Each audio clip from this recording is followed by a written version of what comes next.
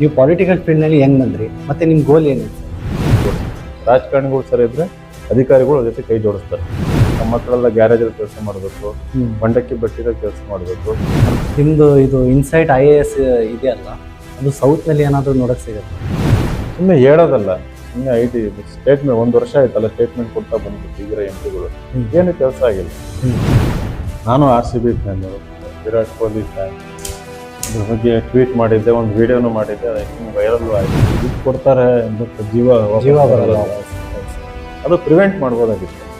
ಈಗ ಅರ್ಜೆಂಟೀನಾದಲ್ಲಿ world cup ಗೆದ್ದಾಗ ಎಷ್ಟೋ ಕೋಟಿ ಜನ ಬಂದಿತ್ತು, ಏನೂ ಆಗಿಲ್ಲ, ಒಂದು ಇನ್ಸಿಡೆಂಟ್ ಆಗಿಲ್ಲ. ಸರ್, ಹರಿಹರ ಹೆದ್ದಾರಿ ಬಗ್ಗೆ ಏನು ಕ್ರಮ ತಗೊಂಡ್ರಿ ಸರ್? ಈಗ ಅದು ರಾಷ್ಟ್ರೀಯ ಹೆದ್ದಾರಿ ಅಲ್ಲ. ಪ್ರತಿ ವರ್ಷ ರೋಡ್ ಆಕ್ಸಿಡೆಂಟಲ್ಲಿ ನಮ್ಮ ದೇಶದಲ್ಲಿ 1,80,000 ಜನ ಸಾಯ್ತಾರೆ. ಕ್ಯಾನ್ಸರ್ಗಿಂತ ಜಾಸ್ತಿ ಸಾಯುವಂಥ ಜನರು. ಧೀರುಭಾಯಿ ಅಂಬಾನಿ ಮಗ ಅನಂತ್ ಅಂಬಾನಿ. ಅಂದರೆ ನಾಯಿಗಳಿಗೆ 7 ಸ್ಟಾರ್ ಟ್ರೀಟ್ಮೆಂಟು, ಅಲ್ಲಿನ ಹಂದಿಗಳು ಇದಾವೆ, ಅವಕ್ಕೂ ಕೂಡ 7 ಸ್ಟಾರ್ ಟ್ರೀಟ್ಮೆಂಟು.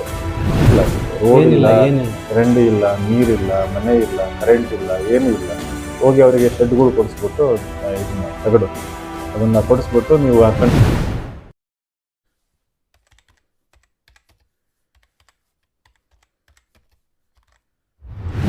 सलामती हो उन लोगों पे जो मेहनत और कोशिश से खुद को और माशरे को बदलना चाहते हैं एक बेहतर ज़िंदगी के लिए। अस्सलाम वालेकुम रहमतुल्लाहि व बरकातहू। तो आज के हमारे मेहमान हैं द ग्रेट विनय कुमार साहब, जिन्होंने अपना ख़ास वक्त देकर हमें यहाँ पर आमंत्रित किया। सर, ನನ್ನ ಫಸ್ಟ್ ಕ್ವಶನ್ ಏನಂದರೆ, ನೀವು ಪೊಲಿಟಿಕಲ್ ಫೀಲ್ಡ್ನಲ್ಲಿ ಹೆಂಗೆ ಬಂದ್ರಿ ಮತ್ತು ನಿಮ್ಮ ಗೋಲ್ ಏನಿದೆ ಸರ್? ಈಗ ಪೊಲಿಟಿಕಲ್ ಫೀಲ್ಡಿಗೆ ಬಂದಿದ್ದು ಸಡನ್ನಾಗಿ ಬಂದಿದ್ದು ಆಕಸ್ಮಿಕ ಅಂತ ಎಲ್ಲರಿಗೂ ಅನಿಸುತ್ತೆ. ಓಕೆ. ಬಟ್ ಮುಂಚೆ ಕನಸು ಕಾಣ್ತಾ ಇದ್ದೆ ನಾನು. ಸಹಜವಾಗಿ ಚಿಕ್ಕವರಿಂದ ಕನಸು ಕಾಣ್ತೀವಿ, ಪೊಲೀಸ್ ಆಗಬೇಕು, ಡಾಕ್ಟರ್ ಆಗಬೇಕು, ಇಂಜಿನಿಯರ್ ಆಗಬೇಕಂತ. ಸೊ ನಾನು ನಮ್ಮ ನವೋದಯ ಸ್ಕೂಲಲ್ಲಿ ಇದ್ದಾಗ ಏನಾದರೂ ಜೀವನದಲ್ಲಿ ಸಾಧನೆ ಮಾಡಬೇಕು ಅಂತ ಕನಸು ಕಾಣ್ತಾ ಇದ್ದೆ. ಕೆಲವೊಂದು ಸಾರಿ ಪ್ರೈಮ್ ಮಿನಿಸ್ಟರ್ ಆಗ್ಬೇಕಂತಲೂ ಕನಸು ಕಾಣ್ತಾ ಇದ್ದೆ, ಕೆಲವು ಸಾರಿ ಮಿನಿಸ್ಟರ್ ಆಗ್ಬೇಕಂತಲೂ ಕನಸು ಕಾಣ್ತಾ ಇದ್ದೆ. ಸೊ ಕನಸು ಕಾಣ್ತಾ ಇದ್ದಿದ್ದು ಏನಕ್ಕಂತಂದ್ರೆ, ಈ ಬಡವರನ್ನೆಲ್ಲ ನೋಡಿದಾಗ, ನಾವು ಬಡತನದಿಂದನೇ ಹೋಗಿದ್ದು. ಈ ಬಡತನ ನಿರ್ಮೂಲನೆ ಮಾಡ್ಬೇಕಂತಂದ್ರೆ ಸಮಾಜ ಒಗ್ಗೂಡ್ಬೇಕು, ರಾಜಕಾರಣಿಗಳು ಸಮಾಜ ಎಲ್ಲ ಜೊತೆ ಬರಬೇಕು. ರಾಜಕಾರಣಿಗಳು ಸರಿ ಇದ್ರೆ ಸಮಾಜ ಅವ್ರ ಜೊತೆ ಕೈ ಜೋಡಿಸುತ್ತೆ, ರಾಜಕಾರಣಿಗಳು ಸರಿ ಇದ್ರೆ ಅಧಿಕಾರಿಗಳು ಅವ್ರ ಜೊತೆ ಕೈ ಜೋಡಿಸ್ತಾರೆ. ಸೊ ಆಮೇಲೆ ನಾನು ಅಧಿಕಾರಿ ಆಗ್ಬೇಕಂತ ಬಂತು. ನಮ್ಮಂತಲ್ಲಿ ಎಲ್ಲಿಂದ ರಾಜಕಾರಣಿಗಳಾಗುತ್ತೆ ಬಡವರು ಅಂತಂದು. ಸೊ IAS ಗೆ ತಯಾರಿ ಮಾಡ್ಬೇಕಾದ್ರೆ ಅಲ್ಲಿ ಇಂಟರ್ ತನಕ ಹೋದೆ, IAS ಆಗ್ಲಿಲ್ಲ, KS ಆಯ್ತು. PDO ಆದಾಗ ಬಹಳ ಹತ್ತಿರದಿಂದ ನೋಡಿದೆ ಗ್ರಾಮ ಪಂಚಾಯತಿನಲ್ಲಿ ಏನೇನಾಗುತ್ತೆ, ಪಂಚಾಯತಿ ಮೆಂಬರ್ಸ್ ಏನೆಲ್ಲ ಕೆಲಸ ಮಾಡ್ಬೋದು, ಅವ್ರಿಗೂ ಕೆಲಸ ಮಾಡೋದಕ್ಕೆ ಸ್ವಾತಂತ್ರ್ಯ ಇಲ್ಲ. ಬಹಳ ಈ ಗ್ರಾಸ್ ರೂಟ್ ಲೆವೆಲ್ ಅಲ್ಲಿ ಏನಂತೀವಲ್ಲ, ಬಹಳ ಒಂದು ಅನುಭವ ಬಂತಲ್ಲಿ. ಬಟ್ ನನಗೆ ಇನ್ನೂ ದೊಡ್ಡದಾಗಿ ಮಾಡ್ಬೇಕಂತ ಆಸೆ ಇತ್ತು. ಸೊ ಇನ್ಸ್ಟಿಟ್ಯೂಷನ್ ಮಾಡಿ ಈಗ IAS ಅಧಿಕಾರಿಗಳನ್ನ ಮಾಡಿಸೋ ಒಂದು ಪ್ರಾಸೆಸ್ ಅಲ್ಲಿ. ಸೊ ನನಗೆ ಅನ್ಸಿದ್ದೇನಂತಂದ್ರೆ, ನಾವು ಈ ಫೀಲ್ಡಿಗೆ ಬಂದ್ರೆ, ಪಾಲಿಟಿಕ್ಸಿಗೆ ಬಂದ್ರೆ, IAS ಅಧಿಕಾರಿಗಳು ಇರ್ಬೋದು, KS ಅಧಿಕಾರಿಗಳು ಇರ್ಬೋದು, ಅಥವಾ ಯಾವುದೇ ಒಬ್ಬ ಅಧಿಕಾರಿ ಇರ್ಬೋದು, ಅವ್ರ ಜೊತೆ ಸರಿಯಾಗಿ ಕೈ ಜೋಡಿಸಿದ್ರೆ ದೊಡ್ಡ ದೊಡ್ಡ ಅಭಿವೃದ್ಧಿ ಕೆಲಸ ಮಾಡ್ಬೋದು ಅಂತ ಒಂದು ಥಾಟ್ ಬಂತು. ಅವಾಗ ಧೈರ್ಯ ಮಾಡಿ ನಮ್ಮೂರು ದಾವಣಗೆರೆಗೆ ಬಂದು ಒಂದು ಪ್ರಯತ್ನ ಮಾಡಿದೆ. ಇವಾಗ ರೀಸೆಂಟ್ಲಿ ಹೆಗ್ಡೆ ನಗರ್ ಬಗ್ಗೆ ಇದು ನ್ಯೂಸ್ ಬಂದಿತ್ತು ಸರ್. ನೀವು ಹೆಗ್ಡೆ ನಗರ್ ಬಗ್ಗೆ ಏನು ಹೇಳ್ತೀರಾ? ಹೆಗ್ಡೆ ನಗರ ನಾನು ಸುಮಾರು 3 ಬಾರಿ ಹೋಗಿದ್ದೆ. ಒಂದ್ಸರಿ ಮಳೆಗಾಲದಲ್ಲಿ ಹೋಗಿದ್ದೆ. ಹೋಗ್ಬೇಕಾದ್ರೆ ಆ ತಗಡುಗಳು ಗಾಳಿಗೆ ಹಾರ್ಕೊಂಡು ಹೋಗ್ತಾ ಇರೋದನ್ನ ಕಣ್ಣಾರೆ ನೋಡಿದ್ದೆ ನಾನು. ಆಮೇಲೆ ಅಲ್ಲಿ ನಿಜವಾಗ್ಲೂ ಕೂಡ ಈಗ ರೀಸೆಂಟ್ ಆಗಿ ಒಂತಾರ ಅಂತಂದು ಅಂಬಾನಿ ಅವರು ಒಂದು ಈ ಶೋಷಣೆಗೆ ಒಳಗಾದ ಪ್ರಾಣಿಗಳಿಗೆ ಅಂತಂದು 7 ಸ್ಟಾರ್ ಟ್ರೀಟ್ಮೆಂಟ್ ಇಲ್ಲಿ ಗುಜರಾತಲ್ಲಿ ಧೀರುಭಾಯಿ ಅಂಬಾನಿ ಮಗ ಅನಂತ್ ಅಂಬಾನಿ. ಅಂದ್ರೆ ನಾಯಿಗಳಿಗೆ 7 ಸ್ಟಾರ್ ಟ್ರೀಟ್ಮೆಂಟ್, ಅಲ್ಲಿನ ಹಂದಿಗಳು ಇದಾವೆ, ಅವಕ್ಕೂ ಕೂಡ 7 ಸ್ಟಾರ್ ಟ್ರೀಟ್ಮೆಂಟ್. ಸೊ ನಿರ್ಲಕ್ಷ್ಯಕ್ಕೆ ಒಳಗಾಗಿರುತ್ತಲ್ಲ ಅವಕ್ಕೆ. ಈಗ ಇಲ್ಲಿ ಬಂದು ನೋಡಿದಾಗ ಒಂದು ಪ್ರಾಣಿನೂ ಕೂಡ ಇರೋಕ್ಕಾಗಲ್ಲ ಅಂತ ಪರಿಸ್ಥಿತಿ ಅಲ್ಲಿ ಹೆಗ್ಡೆ ನಗರದಲ್ಲಿ ನಾನು ನೋಡಿದ್ದು. ಸೊ ಅದು ಕೂಡ ಬಹಳ ಬೇಜಾರಾಯ್ತು. ನಾನು ಇಲ್ಲಿಗೆ ಬಂದಾಗಿಂದ ಎಲ್ಲೆಲ್ಲಿ ಶೋಷಣೆ ಒಳಗಾಗಿರ್ತಾರೆ, ಎಲ್ಲೆಲ್ಲಿ ಪ್ರದೇಶ ಬಹಳ ಹಿಂದುಳಿದಿರ್ತಾವಲ್ಲ ಅಂತ ಕಡೆ ಓಡಾಡಿರೋದೇ ಜಾಸ್ತಿ ನಾನು. ಅಂದ್ರೆ ನಾವು ನಿಮ್ ಜೊತೆ ಇದ್ದೀವಿ, ನಾಳೆ ಒಂದಿನ ಒಂದು ಜವಾಬ್ದಾರಿ ಕೆಲಸ ಬಂದಾಗ ದೊಡ್ಡದಾಗಿ ಏನಾದರೂ ಅಭಿವೃದ್ಧಿ ಮಾಡ್ತೀವಿ, ಈಗ ಏನಾದರೂ ಸಣ್ಣ ಪುಟ್ಟ ಮಾಡ್ತೀವಿ ಅಂತ ಸಣ್ಣ ಪುಟ್ಟ ಸಹಾಯನೂ ಮಾಡಿದ್ವಿ. ಸೊ ಹೆಗ್ಡೆ ನಗರಕ್ಕೆ ಹೋದಾಗ ಈ ರೀತಿ ಡಿಸ್ಪ್ಲೇಸ್ಮೆಂಟ್ ಆದಾಗ ಅಲ್ಲಿ ಎಲ್ಲಾ ಫೆಸಿಲಿಟೀಸ್ ಕೊಟ್ಟು ಆಮೇಲೆ ಅವ್ರನ್ನ ರಿಹ್ಯಾಬಿಲಿಟೇಷನ್ ಮಾಡ್ಬೇಕು. ರೈಟ್. ಸೊ ಅಲ್ಲಿ ಏನೂ ಇಲ್ಲ, ಅಲ್ಲಿ ರೋಡ್ ಇಲ್ಲ, ಚರಂಡಿ ಇಲ್ಲ, ನೀರಿಲ್ಲ, ಮನೆ ಇಲ್ಲ, ಕರೆಂಟ್ ಇಲ್ಲ, ಏನೂ ಇಲ್ಲ. ಹೋಗಿ ಅವರಿಗೆ ಶೆಡ್ಗಳು ಕೊಡಿಸ್ಬಿಟ್ಟು ಇದನ್ನ ತಗಡು ಅದನ್ನ ಕೊಡಿಸ್ಬಿಟ್ಟು ನೀವು ಹಾಕೊಂಡು ಟೆಂಪ್ರರಿ ಇರಿ ಅಂತಂದು ಅವನ್ನೆಲ್ಲ ಕೊಟ್ಟಿದ್ರು. ಸೊ ನಾನು ಹೋದಾಗ ಪಾಪ ಅಲ್ಲಿ ಭಾಳ ಬೇಜಾರಾಯ್ತು, ಜನ ಎಲ್ಲ ಹತ್ಕೊಂಡು ಮಾತಾಡಿದ್ರು. ಅದ್ರ ಬಗ್ಗೆ ಅವೇರ್ನೆಸ್ ಇರಲಿ ಅಂತಂದು ಎಲ್ಲ ಕಡೆ ನಾನು ಮಾತಾಡಿದೆ, ವಿಡಿಯೋಗಳ್ನು ಮಾಡಿಬಿಟ್ವಿ. ಬಟ್ ನಿಮ್ಗೆ ಗೊತ್ತಲ್ಲ, ನಾವು ಈಗಿನ ರಾಜಕಾರಣ ಹೆಂಗೆ ಅಂತಂದ್ರೆ ಅದೆಲ್ಲ ಕಿವುಡ್ರು, ಕೆಪ್ಪರು, ಕುರುಡ್ರು, ಜಾಣ ಕುರುಡ್ತಾನ ಅಂತ ಹೇಳ್ತಾರೆ. ಎಲ್ಲ ಗೊತ್ತಿರುತ್ತೆ ಏನೇನು ಸಮಸ್ಯೆಗಳು ಆಗ್ತವೆ ಅಂತಂದು ಅವ್ರ ಮನೆಗೆ ಅವ್ರು ಆರಾಮಾಗಿ ಬಿಂದಾಸ ಕೂತ್ಕೊಂಡು ರಾಜಕಾರಣ ಮಾಡ್ತಾರೆ. ನಮ್ಮ ಸೌತ್ ದಾವಣಗೆರೆಯಲ್ಲಿ ಸ್ಕೂಲ್ ಕಾಲೇಜ್ ಅಷ್ಟೊಂದು ಡೆವಲಪ್ಮೆಂಟ್ ಇಲ್ಲ ಸರ್. ಆ ಡೆವಲಪ್ಮೆಂಟ್ಗೋಸ್ಕರ ಏನು ಮಾಡ್ತೀರಾ ನೀವು ಅಂತ? ಸೌತಲ್ಲಿ ಎಲೆಕ್ಷನ್ ಪ್ರಚಾರ ಬಂದಾಗ ಬಹಳ ತೀಕ್ಷ್ಣ ಅಂತಂದ್ರೆ ವೆರಿ ಕ್ರಿಟಿಕಲ್ ಆಗಿ ಅಲ್ಲಿ ಒಂದು ಸ್ಪೀಚ್ ಕೊಡ್ತಾ ಹೇಳಿದೆ. ಆ ಮಾತು ಭಾಳ ಎಕ್ಸ್ಟ್ರೀಮ್. ಅದು ಏನಂತ ಹೇಳಿದೆ ಅಂತಂದ್ರೆ, ಈ ಕಡೆದು ಇಸ್ರೇಲ್ ಇದ್ದಂಗೆ, ಆ ಕಡೆದು ಗಾಜಾ ಇದ್ದಂಗೆ ಅಂತ ಹೇಳಿದ್ದೇನೆ. ಅಂದ್ರೆ ಅಲ್ಲಿ ಹೋದಾಗ ಇವತ್ತು ನೋಡಿ, ಈ ಕ್ಷಣ ನಾಳೆ ಬೆಳಗ್ಗೆ ಹೋದ್ರೆ ಅಲ್ಲಿ ಕಸ ಕಲೆಕ್ಟ್ ಮಾಡೋದಕ್ಕೆ ಯಾವ ವೆಹಿಕಲ್ಸ್ ಬರಲ್ಲ ಆ ಏರಿಯಾದಲ್ಲಿ. ಕಸ ಎಲ್ಲೆಲ್ಲಿ ಹಾಕ್ಬೇಕು ಅಲ್ಲೆಲ್ಲಿ ಜನ ಹಾಕ್ತಾರೆ, ಅದು ಅಲ್ಲೇ ಗುಡ್ಡು ತರ ಬೆಳ್ಕೊಂತ ಹೋಗುತ್ತೆ. ಬಟ್ ಯಾರು ಕ್ಲೀನ್ ಮಾಡಕ್ ಬರಲ್ಲ. ಯಾಕೆ? ಈ ಕಡೆ ಬರ್ತಾರೆ ಕ್ಲೀನ್ ಮಾಡಕ್ಕೆ, ಆ ಕಡೆ ಯಾಕೆ ಬರಲ್ಲ? ನೀವು ಅಬ್ಸರ್ವ್ ಮಾಡಿ ಸರ್, ಬರಲ್ಲ. ನಾ ಹೇಳ್ತಿರೋ ಸುಳ್ಳು, ನೀವು ಹೋಗಿ ನೋಡಿ ನಾಳೆ ಬೆಳಗ್ಗೆ. ಇಲ್ಲಿ ಆಡ್ ಹಾಕೊಂಡು ಬರ್ತಾರೆ, ಇಲ್ಲಿ ಅಲ್ಲಿ ಬರಲ್ಲ, ಅಲ್ಲಿ ಯಾರು ಬರಲ್ಲ. ಸೆಕೆಂಡ್, ನಾನ್ ನೋಡ್ರಂಗೆ ಒಂದೇ ಒಂದು ಹಾಸ್ಪಿಟ್ಲ್ ಇದೆ. ಮೊನ್ನೆ ಹೋದ ವರ್ಷ ಮಳೆ ಬಂದಾಗ ಅದು ಫುಲ್ಲು ನೀರೆಲ್ಲ ತುಂಬಿಕೊಂಡು ಸೋರಿ ನ್ಯೂಸ್ ಕೂಡ ಆಯ್ತು. ಚಿಕ್ಕ ಹಾಸ್ಪಿಟ್ಲ್, ಅದನ್ನ ನೀವು ರಿಪೇರಿ ಮಾಡೋದಕ್ಕೆ ನಿಮ್ದು ಪಾಕೆಟ್ ಮನಿ ಹಾಕಿದ್ರು ಆಯ್ತು. ಯಾರು ದೊಡ್ಡ ದೊಡ್ಡ ರಾಜಕಾರಣಿಗಳು ಇದಾರಲ್ಲ, ಅದ್ರ ಬಗ್ಗೆ ಏನ್ ತಲೆ ಕೆಡ್ಸ್ಕೊಳ್ಳಲ್ಲ ಅವರು. ನಾನ್ ನೋಡ್ರಂಗೆ 2 ಪ್ರೈವೇಟ್ ಕಾಲೇಜ್ ಬಿಟ್ರೆ PUCದು, ಆ ಭಾಗದಲ್ಲಿ ಡಿಗ್ರಿ ಕಾಲೇಜು ಇಲ್ಲ, ಗೌರ್ಮೆಂಟ್ PU ಕಾಲೇಜು ಇಲ್ಲ, ಗೌರ್ಮೆಂಟ್ ಡಿಗ್ರಿ ಕಾಲೇಜ್ ಇಲ್ಲ. ಹೆಣ್ಮಕ್ಳಿಗೆ ಅಂತ ಒಂದು ಸಪ್ರೇಟ್ ಆಗಿರ್ಬೇಕು, ಅದು ಕೂಡ ಅಲ್ಲಿ ಕಾಲೇಜ್ ಇಲ್ಲ. ಯಾಕಂದ್ರೆ ಒಂದು ರಿಲಿಜಿಯಸ್ ಸೆನ್ಸಿಟಿವಿಟಿ ನೋಡ್ಕೊಂಡು ಮಹಿಳೆಯರಿಗೆ ಅಂತ ಒಂದು ಸಪ್ರೇಟ್ ಮಾಡ್ಬೋದು, ಅದು ಕೂಡ ಇಲ್ಲ ಅಲ್ಲಿ. ಆಮೇಲೆ ಪಾರ್ಕ್ಗಳು ಗಬ್ಬು ನಾರ್ತವೆ, ಪಾರ್ಕ್ಗಳು ತರ ಇಲ್ಲ. ಈ ಕಡೆ ಬಂದು ಪಾರ್ಕ್ ನೋಡ್ರಿ, ಅದೇ ನೋಡಿದ್ವಿ ಸರ್. ಈ ಕಡೆ ಇರೋದು ಪಾರ್ಕೇ ಒಂಥರ ಬೇರೆ ಸಿಟಿಯಲ್ಲಿ ಇರುತ್ತೆ. ಸೊ ಇವೆಲ್ಲ ಗವರ್ನೆನ್ಸ್ ಇಶ್ಯೂಸ್ ಅಂತಂದು. ಆಮೇಲೆ ಇಲ್ಲಿ ರಾಜಕಾರಣಿಗಳು ಯಾವ ರೀತಿ ತಾರತಮ್ಯ ನೀತಿ ಮಾಡ್ತಾರೆ ಅನ್ನೋದು ಗೊತ್ತಾಗುತ್ತೆ. ಅದನ್ನ ಜನಗಳಿಗೆ ಬೈತಾರೆ, ನೀವು ಸರಿ ಇಲ್ಲ ಅಂತಂದು. ತಪ್ಪದು, ಜನಗಳು ತಪ್ಪಲ್ಲ. ಜನಗಳಿಗೆ ಒಳ್ಳೆ ಎಜುಕೇಶನ್ ಕೊಟ್ಟಾಗ, ಒಳ್ಳೆ ಹೆಲ್ತ್ ಕೊಟ್ಟಾಗ, ಆಮೇಲೆ ಅವರಿಗೆ ಡಿಗ್ನಿಫೈಡ್ ಲಿವಿಂಗ್ ಅಂತ ಕೊಟ್ಟಾಗ ಅವರು ಕೂಡ ಎಲ್ಲ ಕ್ಲೀನಾಗಿ ಮೇಂಟೈನ್ ಮಾಡ್ಕೊಂಡು ಹೋಗ್ತಾರೆ. ಆಮೇಲೆ ಅವ್ರ ಕೈಯಲ್ಲಿ ಡಿಸ್ಪೋಸಬಲ್ ಇನ್ಕಮ್ ಅಂತ ಹೇಳ್ತೀವಿ, ಅದಿದ್ದಾಗ ಅವರು ಕೂಡ ಒಳ್ಳೊಳ್ಳೆ ಮನೆ ಕಟ್ಕೊಂಡು, ಮನೆ ಒಳ್ಳೆ ಟಾಯ್ಲೆಟ್ ಕಟ್ಕೊಂಡು ಬದುಕೊಂಡು ಹೋಗ್ತಾರೆ. ನೀವು ಅದನ್ನೇ ಕೊಡ್ತಿಲ್ವಲ್ಲ, ಎಜುಕೇಶನ್ನೇ ಕೊಡ್ತಿಲ್ಲ. ನಮ್ಮ ಮಕ್ಕಳೆಲ್ಲ ಗ್ಯಾರೇಜಲ್ಲಿ ಕೆಲಸ ಮಾಡಬೇಕು, ಮಂಡಕ್ಕಿ ಬಟ್ಟಿದಲ್ಲಿ ಕೆಲಸ ಮಾಡಬೇಕು. ಮಂಡಕ್ಕಿ ಬಟ್ಟಿನಲ್ಲಿ ನಾನು ಚಿಕ್ಕವನಿದ್ದಾಗ ಕೆ ಶಿವರಾಮ್ ಜಿಲ್ಲಾಧಿಕಾರಿ ಆಗಿದ್ದಾಗ ಅವಾಗೆಲ್ಲ ಏನಿದು ಚೈಲ್ಡ್ ಲೇಬರ್ ಅಂತ ಇತ್ತು. ಅವಾಗ ಅವನ್ನೆಲ್ಲ ರಿಹ್ಯಾಬಿಲಿಟೇಷನ್ ಎಲ್ಲ ಮಾಡಿದ್ರು. ಇವು ವಾಪಸ್ ಹೋದ್ರೆ ಮತ್ತೆ ಚೈಲ್ಡ್ ಲೇಬರ್ ಇದೆ. ಅದ್ರ ಬಗ್ಗೆ ಯಾರು ಮಾತಾಡಲ್ಲ, ಯಾರು ಯಾರು. ಇವನ್ನೆಲ್ಲ ನಾನು ಹೋಗಿ ಅಬ್ಸರ್ವ್ ಮಾಡಿದ್ದೀನಿ. ಇವನ್ನೆಲ್ಲ ಇಲ್ಲಿ ಕೂತು ಪೇಪರ್ ಓದಿರೋದಲ್ಲ. ಮಂಡಕ್ಕಿ ಬಟ್ಟಿಗಳು ಹೋಗಿದ್ದೀನಿ. ಮಂಡಕ್ಕಿ ಬಟ್ಟಿನಲ್ಲಿ ಕೆಲವೊಂದು ಓನರ್ಸ್ ಹತ್ರ ಒಂದು ಈ ಚಾಯ್ ಪೇ ಚರ್ಚೆ ಅನ್ನೋ ತರ ಅಲ್ಲಿ ಕುತ್ಕೊಂಡು ಟೀ ಪಾರ್ಟಿಗಳು ಮಾಡಿದೀವಿ. ಯಾವ್ಯಾವ ಏರಿಯಾಗೆ ಹೋಗಿದ್ರಿ ಸರ್? ಇದು ಸೌತ್ ನಲ್ಲಿ ಯಾವ್ಯಾವ ಏರಿಯಾ? ಎಲ್ಲ ಏರಿಯಾಗೆ ಹೋಗಿದ್ದೀನಿ ನಾನು. ಸೌತ್ ಅಲ್ಲಿ ಇಂಥ ಏರಿಯಾ ಹೋಗಿಲ್ಲ ಅನ್ನಂಗಿಲ್ಲ ನಾನು. ಎಲ್ಲ ಕಡೆ ಆಜಾದ್ ಇರ್ಬೋದು, ಅಹಮದ್ ನಗರ್ ಇರ್ಬೋದು, ಆಮೇಲೆ ಈ ಕಡೆ ಭಾಷಾನಗರಗಳು, ರೈಟ್, ಇವನ್ KTJ ನಗರದಲ್ಲಿರೋ ಏರಿಯಾಗಳಿಗೂ ಹೋಗಿದ್ದೀನಿ. ಇವನ್ ಅಲ್ಲೂ ಕೂಡ ಇದು ಬೇಕಂತಲೇ ಮಾಡ್ತಿರೋದು ಅಂತ. ಹೌದಾ? ಇದು ದಾವಣಗೆರೆಯಲ್ಲಿ ಸ್ಮಾರ್ಟ್ ಸಿಟಿ ಆಗಿದ್ಮೇಲೆ ಏರ್ಪೋರ್ಟ್ ಆಗೋದು ಒಂದು ಇದು ಇತ್ತು ಸರ್, ಅದು ಆಗಿಲ್ಲ. ಏನಕ್ಕೆ ಅಂತ ಅರ್ಥ ಆಗಿಲ್ಲ ಸರ್. ಈಗ ಒಂದು ಏರ್ಪೋರ್ಟ್ ಬರ್ಬೇಕಂತಂದ್ರೆ ಆ ಸಿಟಿನಲ್ಲಿ ಮೊದಲನೇದಾಗಿ ದೊಡ್ಡ ದೊಡ್ಡ ಇಂಡಸ್ಟ್ರಿಗಳು ಇರಬೇಕು. ಅಂದ್ರೆ ಡೆಲ್ಲಿಯಿಂದ ದಾವಣಗೆರೆಗೆ, ಅಥವಾ ಬೆಳಗಾಮಿಂದ ದಾವಣಗೆರೆಗೆ, ಗುಲ್ಬರ್ಗದಿಂದ ದಾವಣಗೆರೆಗೆ, ಚೆನ್ನೈಯಿಂದ ದಾವಣಗೆರೆಗೆ ಬಂದು ಹೋಗೋ ಜನ ಜಾಸ್ತಿ ಇರಬೇಕು. ಅವ್ರು ಯಾವಾಗ ಬಂದು ಹೋಗ್ತಾರೆ ಅಂತಂದ್ರೆ ಇಲ್ಲಿ ಬರೀ ಸಂಬಂಧಗಳಲ್ಲ, ದೊಡ್ಡ ದೊಡ್ಡ ಇಂಡಸ್ಟ್ರಿ ಇದ್ದಾಗ ಇನ್ವೆಸ್ಟ್ಮೆಂಟ್ ಮಾಡೋದಕ್ಕೆ, ರೈಟ್, ಇನ್ವೆಸ್ಟ್ಮೆಂಟ್ ಮಾಡೋದಕ್ಕೆ ಸೂಕ್ತ ಇದೆಯಾ ಅಂತಂದು ಇಲ್ಲಿ ಬಂದು ಲೋಕಲ್ ಅವ್ರ ಹತ್ರ, ಬಿಸ್ನೆಸ್ ಮನ್ ಅವ್ರ ಹತ್ರ ಮಾತಾಡೋದಕ್ಕೆ, ಅಥವಾ ಇಲ್ಲಿ ಅವರು ಏನಾರ ದೊಡ್ಡ ದೊಡ್ಡ ಬಿಸ್ನೆಸ್ ಇದೆ ಅಂದ್ರೆ ಹೋಗೋದಕ್ಕೆ. ಇನ್ನು ದಾವಣಗೆರೆನ ಏನ್ ಮಾಡಿದಾರೆ, ಒಂದು ದ್ವೀಪ, ಐಲ್ಯಾಂಡ್ ಇದ್ದಂಗೆ. ಇಲ್ಲಿ ಏನು ಅವಕಾಶ ಸೃಷ್ಟಿ ಮಾಡಿಲ್ಲ, ಏನು ಬಿಸ್ನೆಸ್ ಇಲ್ಲ. ಯಾರಾದ್ರೂ ದೊಡ್ಡದಾಗಿ ಇನ್ವೆಸ್ಟ್ಮೆಂಟ್ ಮಾಡ್ತೀನಿ ಅಂತಂದ್ರೆ ಅವ್ರನ್ನ ಎದುರಿಸಿ ಓಡಿಸ್ತಾರಂತ ನಾನು ಬಹಳ ಕೇಳಿದ್ದೀನಿ. ನನಗೆ ದೊಡ್ಡ ದೊಡ್ಡ ಹಾಸ್ಪಿಟ್ಲ್ಗಳು ಬರಬೇಕಿತ್ತು, ದೊಡ್ಡ ದೊಡ್ಡ IT ಪಾರ್ಕ್ಸ್ ಬರಬೇಕಿತ್ತು, BT ಪಾರ್ಕ್ ಬರಬೇಕಿತ್ತು. ಯಾವುದಕ್ಕೂ ಲ್ಯಾಂಡ್ ಇಲ್ಲ, ಯಾವುದಕ್ಕೂ ಸೌಲಭ್ಯಗಳನ್ನೇನು ಒದಗಿಸ್ಕೊಡ್ಬೇಕಲ್ಲ, ಅವೇನೋ ಮಾಡಿಕೊಟ್ಟಿಲ್ಲ. ಹಂಗಾಗಿ ಏರ್ಪೋರ್ಟು ಅವಶ್ಯಕತೆ ಇದೆ ಇಲ್ಲಿ. ಇದೆ ಸರ್, ರೈಟ್. ಎರಡು ಬರಬೇಕು, ಏರ್ಪೋರ್ಟು ಬರಬೇಕು, ಇಂಡಸ್ಟ್ರೀಸು ಬರಬೇಕು.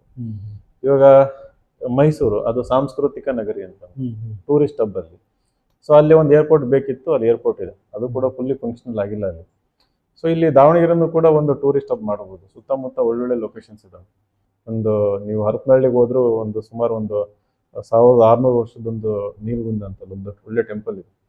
ಇನ್ನು ಸಂತೆಬೆನ್ನೂರಿಗೆ ಹೋದ್ರೆ ಇದೆ, ಹೊನ್ನಾಳಿನಲ್ಲಿದ್ದಾವೆ, ಹರಿಹರದಲ್ಲಿದೆ ಪಕ್ಕದಲ್ಲೇ. ಇದನ್ನೊಂದು ಟೂರಿಸ್ಟ್ ಇದನ್ನಾದ್ರೂ ಮಾಡ್ಬೋದು, ರೈಟ್? ಅದು ಏನು ಮಾಡೇ ಇಲ್ಲ ಇಲ್ಲಿ ದಾವಣಗೆರೆನಲ್ಲಿ. ಏನು ರಿಯಲ್ ಎಸ್ಟೇಟ್ ಮತ್ತೆ ಹೋಟೆಲ್, ಮತ್ತೆ ಇನ್ನೊಂದು ಈ ಸ್ಕೂಲು ಕಾಲೇಜ್ಗಳು ಅದೆಲ್ಲ ಪ್ರೈವೇಟ್ ಇಂಡಿವಿಜುವಲ್ಸ್ ಇರೋಂಥದ್ದು. ಅದು ಕೂಡ ಹೈ ಕ್ವಾಲಿಟಿ ಎಜುಕೇಶನ್ ಇಲ್ಲ ಇಲ್ಲಿ, ಇಲ್ಲ. ರೈಟ್? ಇಲ್ಲಿ ಹೈ ಕ್ವಾಲಿಟಿ ಎಜುಕೇಶನ್ ಬೇಕಂದ್ರೆ ಮಂಗಳೂರು ಇಲ್ಲ ಬೆಂಗಳೂರು ಹೋಗ್ತಾರೆ ಜನಗಳು, ಮಕ್ಕಳುಗಳು ಇನ್ನೂ ಒಳ್ಳೆ ರ್ಯಾಂಕ್ ಬರಬೇಕು ಅನ್ನೋದಾದ್ರೆ, ರೈಟ್? ನಿಮ್ದು ಇದು ಇನ್ಸೈಟ್ IAS ಇದೆಯಲ್ಲ, ಅದು ಸೌತ್ ನಲ್ಲಿ ಏನಾದ್ರು ನೋಡಕ್ ಸಿಗತ್ತಾ? ಮಾಡೋದು ಅಲ್ಲಿ ನಾನು ಎನಿ ಟೈಮ್ ಎನಿವೇರ್ ಮಾಡೋದಕ್ಕೆ ಸಿಗುತ್ತೆ. ಜಮ್ಮು ಕಾಶ್ಮೀರ ಶ್ರೀನಗರದಲ್ಲೇ ಮಾಡಿದ್ದೀನಿ ಅಲ್ವಾ? ಸೊ ಅದು ಮಾಡಿರೋ ಉದ್ದೇಶ ಏನಂದ್ರೆ ಅಲ್ಲಿ ಭಾಗದವ್ರಿಗೆ, ಅದರಲ್ಲೂ ವಿಶೇಷವಾಗಿ ಮೈನಾರಿಟೀಸ್ಗೆ, ಆಮೇಲೆ ಸೈನಿಕರ ಮಕ್ಕಳಿಗೆ ಒಂದು ಒಳ್ಳೆ ಟ್ರೈನಿಂಗ್ ಸಿಗ್ಲಿ, ಅವರೆಲ್ಲ ಡೆಲ್ಲಿಗೆ ಬರೋಕ್ಕಾಗಲ್ಲ, ಬೆಂಗಳೂರಿಗೆ ಬರೋಕ್ಕಾಗಲ್ಲ ಅಂತ ಇಂಟೆನ್ಷನ್ ಮಾಡಿದ್ದು. ಸೊ ದಾವಣಗೆರೆ ಸೌತಲ್ಲಿ ಸೂಕ್ತವಾದ ಜಾಗ ಸಿಕ್ಕರೆ, ರೈಟ್? ಆಮೇಲೆ ನಮ್ಗೆ ಇನ್ನೊಂದೇನಂದ್ರೆ ಆಕಾಂಕ್ಷಿಗಳು ಬರಬೇಕು. ನಮ್ಮ ಇನ್ಸ್ಟಿಟ್ಯೂಷನ್ ಅಂದ್ರೆ ಕೋಚಿಂಗ್ ಹೆಂಗೆ ಅಂತಂದ್ರೆ ಅದಕ್ಕೆ ಸಪ್ಲೈ ಮಾಡೋದು ಯಾವ ಅಂತಂದ್ರೆ ಕಾಲೇಜ್ಗಳು, ಒಳ್ಳೊಳ್ಳೆ ಎಜುಕೇಶನ್ ಇನ್ಸ್ಟಿಟ್ಯೂಷನ್ಸ್ ಇರಬೇಕಲ್ಲಿ, ರೈಟ್? ಸೊ ಇವರ ಫೌಂಡೇಶನ್ ಇಲ್ದಂಗೆ ಮಾಡಿದ್ದಾರೆ. ಇನ್ನೊಂದು IAS KS ಮಾಡ್ತೀನಿ ಅಂತ ಯಾರ ಮೈಂಡಲ್ಲಿ ಬರುತ್ತೆ ಅಂದ್ರೆ ಯಾರಿಗೆ ಒಳ್ಳೆ ಎಜುಕೇಶನ್ ಸಿಗುತ್ತೆ, ಸೊ ಯಾರಿಗೆ ಓದೋ ಅಭ್ಯಾಸ ಇರುತ್ತೆ ಅಂತದ್ದು. ಆ ಒಂದು ಕಲ್ಚರ್ ಇಲ್ಲದೆ ಇರೋ ರೀತಿ ಮಾಡಿದ್ದಾರೆ. ಬಟ್ ನಾನು ಓಪನ್ ಮಾಡೋದಕ್ಕೆ ನಂಗೆ ತೊಂದರೆ ಇಲ್ಲ. Any day any time I am ready. ಇದು ಕುಟುಂಬ ರಾಜನೀತಿಗೆ ಹೆಂಗ್ ನೋಡ್ತೀರಾ ಸರ್ ನೀವು? ಇದು ಬಹಳ ಮಾತಾಡಿದ್ದೀನಿ ಅದ್ರ ಮೇಲೆ. ಕುಟುಂಬ ರಾಜಕಾರಣ ಅಭಿವೃದ್ಧಿಗೆ ಮಾರಕ, ಪ್ರಜಾಪ್ರಭುತ್ವಕ್ಕೆ ಮಾರಕ, ಜನರ ಶಾಂತಿ ನೆಮ್ಮದಿಗೆ ಮಾರಕ, ಆಯ್ತಾ? ಜನಗಳು ಸುಖವಾಗಿ ಸಂತೋಷವಾಗಿರೋದಕ್ಕೆ ಬಿಡಲ್ಲ ಅದು ಕುಟುಂಬ ರಾಜಕಾರಣ. ಯಾಕಂತಂದ್ರೆ ಯಾವ ರೀತಿ ನಡೀತದೆ ಅಂದ್ರೆ, ಒಂದು ಕುಟುಂಬದಲ್ಲಿರೋ ಒಂದು 4-5 ಜನ ಪವರ್ಫುಲ್, ಅವರು ಇನ್ನೊಂದು 50 ಜನ ಸಾಕೊಂಡಿರ್ತಾರೆ, ಅವ್ರು ಅರ್ಧ ಪವರ್ಫುಲ್. ಅವ್ರ ಕೆಳಗೆ ಇನ್ನೊಂದು 1000 ಜನ ಸಾಕೊಂಡಿರ್ತಾರೆ, ಅವ್ರು ಲೆಸ್ ಪವರ್ಫುಲ್. ಅವರು ಅವರವರ ವಾರ್ಡ್ ಅಲ್ಲಿ, ಅವ್ರವ್ರ ಊರಲ್ಲಿ ದಬ್ಬಾಳಿಕೆ ಮಾಡೋಂಥವ್ರು ಅವರೆಲ್ಲ. ಚೈನ್ ಇದು, ಮೇಲ್ ಕುಂತರೋರು ಎಲ್ಲದನ್ನು ಕಂಟ್ರೋಲ್ ಮಾಡ್ತಾರೆ, ಆಯ್ತಾ? ಸೊ ನೀವೇನಾದ್ರೂ ಯಾವ್ದಾರ ವಿರುದ್ಧ ಮಾತಾಡ್ಬೇಕಂತಂದ್ರೆ ನಿಮ್ಮನ್ನ ಸೈಲೆನ್ಸ್ ಮಾಡೋದು, ನಿಮ್ಗೆ ಏನಾದ್ರೂ ಒಂದು ಅವಕಾಶ ಕೇಳ್ಕೊಂಡು ಹೋದ್ರೆ ಅದನ್ನ ಕೊಡದೇ ಇರೋ ರೀತಿಯಲ್ಲಿ ನೋಡುವಂಥದ್ದು. ಅಂದ್ರೆ ನಿಮಗೆ ಆಸೆ ಆಕಾಂಕ್ಷೆಗಳೇ ಬರಬಾರದು. ಆ ರೀತಿಯಲ್ಲಿ ಸಮಾಜನ ಕತ್ಲಲ್ಲಿ ಹಿಂದುಳಿದ ಪ್ರದೇಶ ಆಗಿಡೋಂಥ ವ್ಯವಸ್ಥೆ ಕುಟುಂಬ ರಾಜಕಾರಣ. ಯಾಕಂದ್ರೆ ಅವ್ರು ಫಸ್ಟ್ ಅವ್ರದ್ದು ಇಂಟ್ರೆಸ್ಟ್ ನೋಡ್ಕೊಂತಾರೆ. ಏನೇ ಅಧಿಕಾರ ಬಂದ ತಕ್ಷಣ ಫಸ್ಟ್ ನೋಡೋದು ನನ್ನ ಆಸ್ಪತ್ರೆ, ನನ್ನ ಇಂಡಸ್ಟ್ರಿ, ನನ್ನ ಕಾರ್ಖಾನೆ, ಅಥವಾ ಇನ್ನೊಂದು 10 ಕಾರ್ಖಾನೆ ಆಗ್ಬೇಕು, 10 ಕಾಲೇಜ್ ಆಗ್ಬೇಕು. ಜನಗಳು ಪರವಾಗಿ ಯೋಚನೆ ಮಾಡಲ್ಲ, ಕುಟುಂಬದ ಪರವಾಗಿ ಯೋಚನೆ ಮಾಡುತ್ತೆ ಕುಟುಂಬ ರಾಜಕಾರಣದಲ್ಲಿ. ಅದು ಸಾಮಾನ್ಯ ಜನರ ಪರವಾಗಿ ಯೋಚನೆ ಮಾಡಲ್ಲ. ಇದು ದಾವಣಗೆರೆಯಲ್ಲಿ ಮೇಜರ್ ಪ್ರಾಬ್ಲಮ್ಸ್, ನೀವು ದಾವಣಗೆರೆ ಭಾಳ ಹತ್ತಿರದಿಂದ ನೋಡಿದ್ದೀರಾ. ಇವಾಗ ದಾವಣಗೆರೆಯಲ್ಲಿ ಮೇಜರ್ ಪ್ರಾಬ್ಲಮ್ಸ್ ಏನೈತೆ ಮತ್ತೆ ಅದು ಸಾಲ್ವ್ ಮಾಡೋಕ್ಕೆ ಏನು ಪ್ರಯತ್ನ ಮಾಡ್ತೀರಾ ಸರ್? ಸೊ ದಾವಣಗೆರೆಯಲ್ಲಿ ಅವಕಾಶಗಳ ಕೊರತೆ, ಅದು ಮೊದಲನೇ ಮೇಜರ್ ಪ್ರಾಬ್ಲಮ್ ಅದು. ಆಮೇಲೆ ವಿತಿನ್ ದಾವಣಗೆರೆ ರೀಜನಲ್ ಇನ್ಇಕ್ವಾಲಿಟಿ ಅಂತ, ಪ್ರಾದೇಶಿಕ ಅಸಮಾನತೆ ವಿತಿನ್ ದಾವಣಗೆರೆ. ನಾನು ಆಗ್ಲೇ ಹೇಳಿದ್ನಲ್ಲ, ಆ ಕಡೆನೇ ಒಂದು ಹಳೆ ದಾವಣಗೆರೆ ನೋಡಿದ್ರೆ ಬಹಳ ಹಿಂದುಳಿದಿರೋಂಥದ್ದು. ಮೂರನೇದು ದಾವಣಗೆರೆ ಸುತ್ತಮುತ್ತರ ಗ್ರಾಮದಲ್ಲಿ ಕಳಪೆ ಶಿಕ್ಷಣ, ಕಳಪೆ ಆರೋಗ್ಯ ವ್ಯವಸ್ಥೆ, ರೈತರ ಸಮಸ್ಯೆಗಳಿಗೆ ಸ್ಪಂದನೆ ಇಲ್ದಿರೋಂಥದ್ದು. ಹಲವಾರು ಭಾಗಕ್ಕೆ ಈಗಲೂ ನೀರಿಲ್ಲ. ಆಮೇಲೆ ಎಷ್ಟೊಂದು ಕಡೆ ರೋಡಿನ ವ್ಯವಸ್ಥೆ ಕೂಡ ಇವತ್ತಿನವರೆಗೂ ಇಲ್ಲ. ಮೂಲಭೂತ ಸೌಕರ್ಯ ಏನಂತೀವಿ ಅದರದ್ದು ಕೊರತೆ ಇರೋಂಥದ್ದು. ಮೊದಲನೇದು ಅವಕಾಶಗಳು ಅಂತಂದ್ರೆ, ಈಗ ಡಿಗ್ರಿ ಮಾಡಿದ್ಮೇಲೆ, ಇಂಜಿನಿಯರಿಂಗ್ ಮಾಡಿದ್ಮೇಲೆ, ಮೆಡಿಕಲ್ ಮಾಡಿದ್ಮೇಲೆ, ಅಥವಾ ನೀವು ಬಯೋಟೆಕ್ ಮಾಡಿದ್ಮೇಲೆ, BCom ಮಾಡಿದ್ಮೇಲೆ ನಿಮಗೆ ದಾವಣಗೆರೆನಲ್ಲೇ ಒಳ್ಳೆ ಎಂಪ್ಲಾಯ್ಮೆಂಟ್ ಸಿಗಬೇಕು. 40,000, 50,000, ಅಥವಾ ದೊಡ್ಡ ದೊಡ್ಡ ಕಂಪ್ನಿಯವ್ರು 1 lakh, right? So Davanagere NH4 ಏನಿದೆಯಲ್ಲ, ಅದು one of the busiest national highways in India.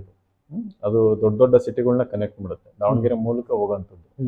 ಇಷ್ಟೊತ್ತಿಗೆ ದಾವಣಗೆರೆ 2ನೇ ಬೆಂಗಳೂರು ಆಗ್ಬೇಕಾಗಿತ್ತು, ರೈಟ್? ಇಷ್ಟೊತ್ತಿಗೆ ಆಗ್ಬೇಕಾಗಿತ್ತು. ಅದು ಯಾರಾದ್ರೂ ವಿಷನರಿ ಲೀಡರ್ಗಳು ಇಲ್ಲಿ ಇದ್ದಿದ್ರೆ ಅದನ್ನ ದಾವಣಗೆರೆನ 2ನೇ ಬೆಂಗಳೂರು ಮಾಡೋರು. ಆ ಒಂದು ದಾವಣಗೆರೆ ಪ್ರದೇಶದ ಮೇಲೆ, ದಾವಣಗೆರೆ ಜನಗಳ ಮೇಲೆ ಕಾಳಜಿ ಇದ್ದಿದ್ರೆ ಇದನ್ನ ದೊಡ್ಡ ಒಂದು ಇದನ್ನ ಮಾಡಿರೋಂಥದ್ದು. ದೊಡ್ಡ ಪ್ರದೇಶ ಅಂದ್ರೆ ಇನ್ವೆಸ್ಟ್ಮೆಂಟ್ ಅಟ್ರಾಕ್ಟ್ ಮಾಡ್ಕೊಳ್ಳೋದಕ್ಕೆ ನ್ಯಾಷನಲ್ ಹೈವೇ ಪಾಸ್ ಆಗುತ್ತಲ್ವಾ, ದೊಡ್ಡ ದೊಡ್ಡ ಬಿಸ್ನೆಸ್ಗಳು ಸೆಟಪ್ ಆಗ್ಬೋದಾಗಿತ್ತು. ಏನೂ ಆಗಿಲ್ಲ, ಜೀರೋ. ಅಲ್ಲಿ ಬೆಳ್ಳೂಡಿ ಹತ್ರ ಒಂದು ಕಾರ್ಗಿಲ್ ಫ್ಯಾಕ್ಟ್ರಿ ಒಂದಿದೆ, ಅದೇನು ಇಲ್ಲಿ ಅವ್ರಿಗೆ ಹೆಲ್ಪ್ ಏನ್ ಆಗ್ತಾ ಇಲ್ಲ. ಅದು ಬಿಟ್ರೆ ಯಾವ್ದೋ ಒಂದು ಗ್ಲಾಸ್ ಒಂದು ಫ್ಯಾಕ್ಟ್ರಿ, ಒಂದು ಸಣ್ಣ ಪುಟ್ಟ ಅಷ್ಟೇ, ಮಿಲ್ಗಳು, ಕ್ರಷರ್ಗಳು, ಎಲ್ಲಿ ಜನಗಳನ್ನ ಪೊಲ್ಯೂಟ್ ಮಾಡುವಂತ ಇಂಡಸ್ಟ್ರಿಗಳು. ಕುಕ್ಕವಾಡದಲ್ಲಿರೋ ಫ್ಯಾಕ್ಟ್ರಿ ಕತೆ ಎಲ್ಲರಿಗೂ ಗೊತ್ತು. ಜನಕ್ಕೆ ಅದರ ಬಗ್ಗೆ ವಿರೋಧ ಇದೆ, ಬಟ್ ಮಾತಾಡೋಕ್ ಧೈರ್ಯ ಇಲ್ಲ. ಅದೇ ರೀತಿ ಇಲ್ಲೂ ಅಷ್ಟೇ. ಯಾವ್ದಿದು ಮೊನ್ನೆ ಸಾರಥಿ ಹತ್ರ ಹೋಗಿದ್ದೆ, ಹಳ್ಳ, ಅದು ನಮ್ಮ ಶಾಮನೂರ್ ಶುಗರ್ಸ್ ಇದೆಯಲ್ಲ, ಗತಿ, ಅಲ್ಲಿಂದ ಸಿಕ್ಕಾಪಟ್ಟೆ ಕೊಳಚೆ ನೀರು ಬಿಡ್ತಾರೆ. ಒಂದು ಹಳ್ಳ ಫುಲ್ಲು ಚರಂಡಿ ಆಗೋಗ್ಬಿಟ್ಟಿದೆ. ಅಂದರೆ ಅದು ಅದು ಏನಕ್ಕೂ ಯೂಸ್ ಇಲ್ಲ ಇವಾಗ. ಯೂಸ್ ಬಿಟ್ಟಾಕಿ ಅದು ಗ್ರೌಂಡ್ ವಾಟರ್ ಪೊಲ್ಯೂಷನ್ ಆಗಿದೆ. ಅಕ್ಕಪಕ್ಕ ಬೆಳೆಗಳು ಬಂದರೆ ಅದರಲ್ಲೂ ಕೂಡ ಗಮನಾರ್ಹ. ಅಲ್ಲಿ ಹೋದಾಗ ಹೇಳಿದ್ರು ಮಕ್ಕಳಲ್ಲೆಲ್ಲ ಈಜಾಡ್ತಾ ಇದ್ರಂತೆ, ಅಲ್ಲಿ ಬಟ್ಟೆ ಒಗೆಯಕ್ಕೆ ಹೋಗ್ತಿದ್ರಂತೆ. ಅದೇನಿಲ್ಲ ಇವಾಗ ಎಷ್ಟು ಕಪ್ಪು ಅಂತಂದ್ರೆ ಕಪ್ಪುಗಿಂತ ಕಪ್ಪು, ಅಷ್ಟು ಕಪ್ಪು ನೀರು ಹೋಗಿದೆ. ಮಾತಾಡೋರಿಲ್ಲ, ಹೇಳೋರಿಲ್ಲ, ಕೇಳೋರಿಲ್ಲ ದಾವಣಗೆರೆ. ಮತ್ತೆ ಹೆಂಗ್ ಸರ್ ಅದು? ಇದು ರಿಪಬ್ಲಿಕ್ ಆಫ್ ದಾವಣಗೆರೆ, ಫಿಯರ್. ಜನ ಬರ್ಬೇಕು, ಎಲ್ಲರನ್ನು ಎದುರಿಸಿಡ್ಕೊಂಡಿದ್ದಾರೆ. ಜನ ಬಂದಿದ್ರು ಆಗ್ತಾ ಇಲ್ಲ ಅಂತ ಕೆಲಸ. ಜನಕ್ಕೆ ಅದು ಹೇಳಿದ್ನಲ್ಲ, ಲೇಯರ್ಗಳು. ನಿಮ್ಮ ಊರಲ್ಲಿ ಎದುರು ಮಾತಾಡ್ಬೇಕಂದ್ರೆ ಅಲ್ಲೊಬ್ಬನ ಇಟ್ಟಿರ್ತಾರ ಅವ್ನ ಎದುರಿಸೋದಕ್ಕೆ. ಸೊ ಹಂಗಾಗಿ ವ್ಯವಸ್ಥೆ ಕುಟುಂಬ ರಾಜಕಾರಣನೇ ಮೂಲ ಕಾರಣ. ಇದು ನಿಮ್ಮ ಕ್ಷೇತ್ರ ಮತ್ತೆ ನಿಮ್ಮ ಪಕ್ಷ ಯಾವ್ದು ಸರ್? ಸದ್ಯಕ್ಕೆ ಸ್ವಾಭಿಮಾನಿ ಸ್ವಾಭಿಮಾನಿ ಬಳಗ ಅಂತಂದು ಹೇಳಕ್ಕಾಗಲ್ಲ. ಅದು ಕರ್ನಾಟಕ ಸ್ವಾಭಿಮಾನಿ ಪಕ್ಷ ಆದ್ರೂ ಆಗ್ಬೋದು, ಹೇಳಕ್ಕಾಗಲ್ಲ. ಈಗಂತೂ ಪ್ರೆಸೆಂಟ್ ನಮ್ಮ ರಾಜ್ಯದಲ್ಲಿ ಎಲ್ಲ ಎರಡು ಪಕ್ಷದ ರಾಜಕಾರಣ ನೋಡಿ ಎಲ್ಲ ಬೇಸತ್ತು ಹೋಗಿದ್ದಾರೆ ಜನ. ಯಾರ್ಯಾರ ಅದೃಷ್ಟ ಹೆಂಗಿರೋದು ಅಂತ ಹೇಳಕ್ಕಾಗಲ್ಲ. ನಮ್ದು ದೊಡ್ಡದಾಗಿ ಬೆಳಿಬೋದು. ಅಂಡರ್ ಎಸ್ಟಿಮೇಟ್ ಮಾಡ್ತಾರೆ ಕೆಲವೊಬ್ರು, ಬಿಡ ಹಿಂಗ್ ಬರ್ತಾರೆ ಹೋಗ್ತಾರೆ ಅಂತಂದು. ಸೊ ಈಗಲೂ ಹಿಂಗೆ ಹೇಳ್ಬೋದೆ, ಅಂಡರ್ ಎಸ್ಟಿಮೇಟ್ ಮಾಡ್ಬೋದು. ಬಟ್ ಮುಂದೆ ಹೆಂಗಿರುತ್ತೆ ಅಂತೆಲ್ಲ ಹೇಳಕ್ಕಾಗಲ್ಲ. ಕಾಂಗ್ರೆಸ್ ಇಂದ ನಿಮ್ಗೆ ಏನಾದ್ರು ಟಿಕೆಟ್ ಸಿಕ್ಕಿದ್ರೆ ಏನ್ ಮಾಡ್ತೀರಿ ಸರ್? ಕಾಂಗ್ರೆಸ್ ಇಂದ ಟಿಕೆಟ್ ಸಿಕ್ಕಿದ್ರೆ ಇವತ್ತು ನಾನು MP Davangere member of parliament ಆಗಿರ್ತಾ ಇದ್ದೆ. ಸೊ ದೊಡ್ಡ ದೊಡ್ಡ ವಿಷನ್ ಇತ್ತು ನನಗೆ. ಇಲ್ಲಿ ದೊಡ್ಡ ದೊಡ್ಡ ಸ್ಟೇಡಿಯಂ ಬರಬೇಕು, ಸ್ಪೋರ್ಟ್ಸ್ ಕಾಂಪ್ಲೆಕ್ಸ್ ಬರಬೇಕು. ಸುಮ್ಮನೆ ಹೇಳೋದಲ್ಲ, ಸುಮ್ಮನೆ IT ಸ್ಟೇಟ್ಮೆಂಟ್ 1 ವರ್ಷ ಆಯ್ತಲ್ಲ ಸ್ಟೇಟ್ಮೆಂಟ್ ಕೊಡ್ತಾ ಬಂದ್ಬಿಟ್ಟು ಈಗಿರೋ MPಗಳು ಏನು ಕೆಲಸ ಆಗಿಲ್ಲ. ಪಾರ್ಲಿಮೆಂಟ್ ಅಲ್ಲಿ ಕ್ವಶನ್ ಕೇಳಿದ ತಕ್ಷಣ ಅದನ್ನ ಪೇಪರ್ ಹಾಕ್ಸೋದು, ನೆಕ್ಸ್ಟ್ ಡೇ ಅದನ್ನ ಹೈಲೈಟ್ ಮಾಡೋದು, ಅಥವಾ ಕೆಲ್ಸಗಳು ಆಗ್ಬೇಕು ತಾನೆ, ವಿಸಿಬಲ್ ಕೆಲಸ ಆಗ್ಬೇಕು ಸರ್. ಆತರ ಕೆಲಸ ಆಗಿಲ್ಲ. ನೀವು ಕ್ವಶನ್ ಕೇಳ್ತಾ ಇದ್ದೀರಾ, ವೆರಿ ಗುಡ್, ಇಲ್ಲ ಅಂತಲ್ಲ. ಹಿಂದಿರೋರು ಅದನ್ನು ಮಾಡ್ತಿರ್ಲಿಲ್ಲ ಅನ್ಸುತ್ತೆ, ನೀವು 16 ಮಾಡ್ತಾ ಇದ್ದೀರಾ, ಪರವಾಗಿಲ್ಲ. ಬಟ್ ಕೆಲಸ ವಿಸಿಬಲ್ ವರ್ಕ್ ಆಗಿಲ್ಲ. ಸ್ಮಾರ್ಟ್ ಸಿಟಿ ಇನ್ನೂ ಆಗ್ಲಿಲ್ಲ. ಮೊಟ್ಲಿ ಸ್ಲಮ್ಸ್ ಹೋಗ್ಲಿಲ್ಲ ಸರ್. ಬಹಳ ಇದು ಕೆಲಸ ಆಗಿಲ್ಲ ಸರ್ ಅದು. ಇವಾಗ ಜನ ನಿಮ್ಗೆ ಇಷ್ಟಪಡ್ತಾ ಇದ್ದಾರೆ. ನಿಮ್ಮ ಅಭಿಮಾನಿಯವರಿಗೆ ಏನ್ ಹೇಳ್ತೀರಾ ಸರ್? ಅವರಿಗೆ ಯಾವಾಗಲೂ ಚಿರಋಣಿಯಾಗಿರ್ತೀವಲ್ವಾ, ಧನ್ಯವಾದ ಹೇಳ್ಬೇಕು. ಆಮೇಲೆ ನಾವು ಎಕ್ಸ್ಪೆಕ್ಟ್ ಮಾಡೋದಕ್ಕಿಂತ ಹೆಚ್ಚಾಗಿ ಪ್ರೀತಿ ಅಭಿಮಾನ ಸಿಗ್ತಾ ಇದೆ, ಪ್ರೋತ್ಸಾಹ ಸಿಗ್ತಾ ಇದೆ. ಇವತ್ತು ಯಾವುದೇ ವಿಡಿಯೋ ಹಾಕಿದ್ರು ಕಮೆಂಟ್ಸ್ ಅಲ್ಲಿ ಜನ ಹೇಳ್ತಾರೆ, ನೀವು ನೆಕ್ಸ್ಟ್ MLA ಆಗಬೇಕು, ಮಿನಿಸ್ಟರ್ ಆಗಬೇಕು, ಏನೇನು ಆಗ್ಬೇಕಂತೆಲ್ಲ ಹೇಳ್ತಾರೆ. ಯಾವುದೋ ಮೂಲೆಯಲ್ಲಿ ಕರ್ನಾಟಕ ತುಂಬಾ ಇವತ್ತು ಜನ ಹೇಳ್ತಾ ಇದ್ದಾರೆ ಸರ್. ನಾನು ಕರ್ನಾಟಕದ ಮೂಲೆಯಿಂದ ಇನ್ವಿಟೇಷನ್ಸ್ ಬರ್ತಾ ಇದೆ. ಅದು ನಂಜನಗೂಡು ಇರ್ಬೋದು, KR ನಗರ ಇರ್ಬೋದು, ಮಳವಳ್ಳಿ ಇರ್ಬೋದು, ಅಥವಾ ಮಾಲೂರು ಇರ್ಬೋದು, ಗೌರಿಬಿದನೂರು ಇರ್ಬೋದು, ಬಾಲ್ಕಿ ಇರ್ಬೋದು, ಬೀದರಲ್ಲಿ. ರೀಸೆಂಟ್ ಆಗಿ ಅಥಣಿಗೆ ಹೋಗಿದ್ದೆ, ಕುಷ್ಟಗಿಗೆ ಹೋಗಿದ್ದೆ. ಹಿಂಗೆ ಅಂದ್ರೆ ಹಲವಾರು ಭಾಗಗಳಿಂದ. ಸೊ ಎಲ್ಲ ಕಡೆನೂ ಒಂದೇ ಒಂದು ಆಕಾಂಕ್ಷೆ ಜನಗಳು ಏನಪ್ಪಾ ಅಂತಂದ್ರೆ, ರಾಜಕಾರಣ ಕ್ಲೀನ್ ಆಗ್ಬೇಕು. ರಾಜಕೀಯ ಹಿನ್ನೆಲೆ ಇಲ್ಲದೆ ಇರೋರು, ಟ್ಯಾಲೆಂಟ್ ಇರೋಂಥವ್ರು ರಾಜಕಾರಣಕ್ಕೆ ಬರಬೇಕು. ಅವರು ಅಭಿವೃದ್ಧಿ ಕಡೆ ಗಮನ ಕೊಟ್ಟು ಅಭಿವೃದ್ಧಿ ಮಾಡಿಸ್ಬೇಕು. ನಮ್ಮ ಈ ಜನರೇಷನ್ಗೆ, ಮುಂದಿನ ಜನರೇಷನ್ಗೆ ಒಂದು ಒಳ್ಳೆ ಭವಿಷ್ಯ ಕಲ್ಪಿಸ್ಬೇಕು. ಅದು ಎಜುಕೇಶನ್ ಇರ್ಬೋದು, ಎಂಪ್ಲಾಯ್ಮೆಂಟ್ ಇರ್ಬೋದು, ಅಥವಾ ಪೊಲ್ಯೂಷನ್ ಫ್ರೀ ಎನ್ವಿರಾನ್ಮೆಂಟ್ ಇರ್ಬೋದು. ಸೊ ಈ ರೀತಿ ಕನಸುಗಳು ಹೊತ್ಕೊಂಡಿರೋರು ಕೋಟ್ಯಾಂತರ ಜನ ಇದ್ದಾರೆ ಕರ್ನಾಟಕದಲ್ಲಿ. ಕನಸುಗಳನ್ನ ಈಡೇರಿಸುವಂತ ರಾಜಕಾರಣಿಗಳ ಅವಶ್ಯಕತೆ ಇದೆ ಅಂತಂದು ಜನಕ್ಕೆ ಗೊತ್ತಾಗಿದೆ. ಸೊ ನೀವು ಅದರಲ್ಲೊಬ್ಬರು ಭಾಗ ಆಗಿ ಬನ್ನಿ ಅಂತ ಹೇಳ್ತಾ ಇದ್ದಾರೆ. ಸೊ ಹಾಗಾಗಿ ಅವ್ರಿಗೆ ಧನ್ಯವಾದ ಹೇಳೋದಕ್ಕೆ ಇಷ್ಟಪಡ್ತೀನಿ. ಇದು ಒಬ್ಬ ವ್ಯಕ್ತಿ ಒಂದು ಒಳ್ಳೆ ಲೀಡರ್ ಆಗ್ಬೇಕಂದ್ರೆ ಏನ್ ಕ್ವಾಲಿಟೀಸ್ ಇರ್ಬೇಕು ಸರ್ ನಿಮ್ ಪ್ರಕಾರ?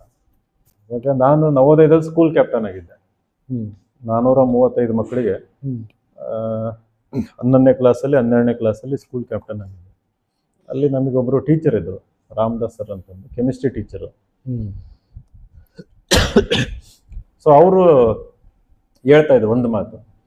ಸೊ ಅಲ್ಲಿ ಲೀಡರ್ ಆಗಿರೋರು ಯಾವಾಗಲೂ ಕೂಡ ಸಾಮಾನ್ಯರ ಜೊತೆಗೆ ಇರಬೇಕು, ಅನ್ಯಾಯ ಆದಾಗ ಯಾರಿಗೂ ಹೆದರದಂಗೆ ಧ್ವನಿ ಎತ್ತಬೇಕು ಅಂತ ನನ್ಗೆ ಅವಾಗ ಹೇಳ್ತಾ ಇದ್ರು.